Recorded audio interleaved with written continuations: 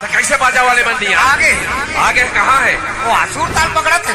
कहीं नहीं सुनावत। नहीं सुना थे? कहाँ सुनावत है? ए भैया डीडी बजा। मैं मैदानी में डीजे रिमिक्स महेश exclusive।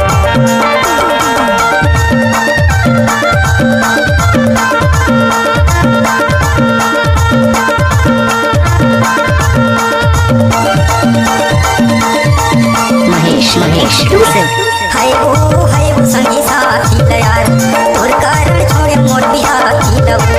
हाय वो संगी साथी तैयार तोर कारण छोड़े मोर बिहाती लगो। तोर कारण छोड़े मोर बिहाती लगो। तोर कारण छोड़े मोर बिहाती लगो। तोर कारण छोड़े मोर बिहाती लगो। तोर कारण छोड़े मोर बिहाती लगो।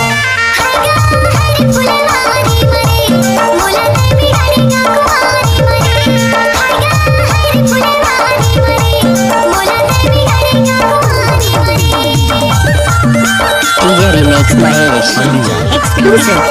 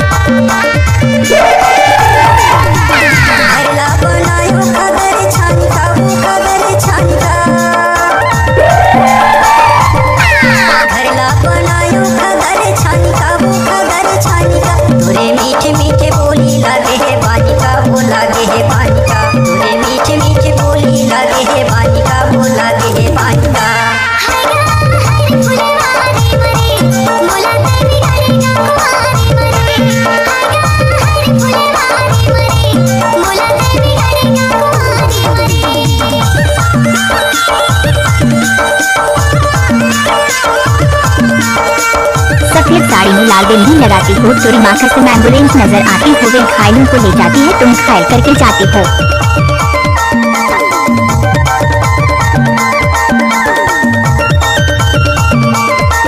DJ remix Mahesh India.